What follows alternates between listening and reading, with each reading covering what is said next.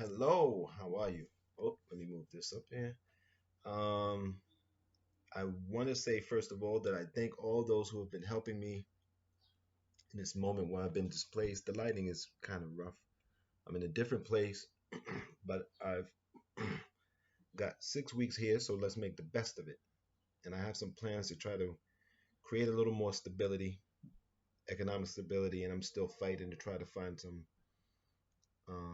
affordable housing. But I found this book in my wanderings and about or written by Jung. Was a conversation.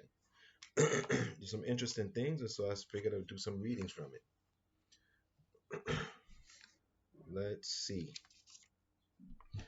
Under the influence of scientific assumptions, not only the psyche but the individual man, and indeed all individual events whatsoever, suffer a leveling down and a process of blurring that distorts the picture of reality into a conceptual average. We ought not to underestimate the psychological effect on the statistical world picture. It displaces the individual in favor of anonymous units that pile up into mass formations. Science supplies us with, instead of the concrete individual, the names of organizations and, at the highest point, the abstract idea of the state as the principle of political reality. The moral responsibilities of the individual is then inevitably replaced by the policy of the state. Raison d'etre. Instead of moral and mental differentiation of the individual, you have public welfare and the raising of the living standard. And it's true, we've kind of relinquished a lot of our responsibilities onto these organizations. And I'm dealing with some of these organizations, and the people in them have no sense of, okay, the rules say this, but your condition is this, so how do I help you? If I'm a social welfare program, how do I get you um, or a social safety net program, how do I get you to safety? All they do is say, this is the way the rule is, this is the script. And it's failing miserably. Instead of, okay, we did that, we did that, we did. The goal and the meaning of the individual life, which is the only real life, no longer lie in the individual development, but in the policy of the state, which is thrust upon the individual from outside and consists in the execution of an abstract idea which ultimately tends to attract all life to itself. The individual is increasingly deprived of the moral decisions as to how he should live his own life, and instead is ruled, fed, clothed, and educated as a social unit, accommodated in the appropriate housing unit, and amused in accordance with the standards that give pleasure and satisfaction to the masses. The rulers in their turn are just as much social units as the ruled are, and are distinguished only by the fact that they are specialized mouthpieces of the state doctrine. They do not need to be personalities capable of judgment, but thoroughgoing specialists who are unable outside their line of business, or unusable outside their line of business.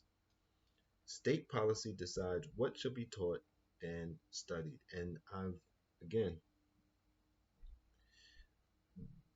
the reason why you should have subsidized housing, food as a standard right is not to replace the individual, because that would never do that. What it would do is give you a floor, a safety net, a standard, so that people can actually be individuals. But when we don't have that, when we don't have housing and food as a right, what happens is we end up having to give ourselves up to get those things and try to secure those things. The seemingly omnipotent state doctrine is for its part manipulated in the name of state policy by those occupying the highest positions in the government, where all the power is concentrated. Whoever by election or caprice gets into one of these positions is no longer subservient to authority, for he is the state policy itself, and within the limits of the situation can proceed at its own direct discretion. Back in the day, that might be true. Today, the oligarchs run anything. They run all the media, so one scandal and the politicians finish. or you could subvert scandal and keep a politician in place. But the oligarchs are in control. With Louis XIV, he can say he is thus the only individual, or at any rate one of the few individuals, who could make use of their individuality if only they knew how to differentiate themselves from the state doctrine. They are more likely, however, to be the slave of their own fictions. Such one sidedness is always compensated psychologically by the unconscious subversive tendencies. Slavery and rebellion are inseparable correlates. Hence, rivalry for power and exaggeration, distrust pervade the entire organism from top to bottom. Furthermore, in order to compensate for its chaotic formlessness, a mass always produces a leader who almost infallibly becomes the victim of his own inflated ego consciousness, as numerous examples in history show. So I thought that was interesting. I'll be reading this book some more and trying to bring you some more from it. It's really good. And again, I thank you for your support. I need your continued support.